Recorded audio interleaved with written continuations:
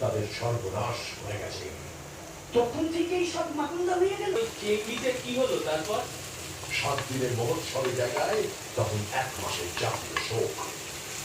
বাবা হ্যালোউইনের বয়সীওয়ালা তার সাথে চালাকি তো হইল, কিন্তু চেঙ্গিসের কি হইল? কি আর করলেন? সেই রাত্রে চেঙ্গিস দেশে এসে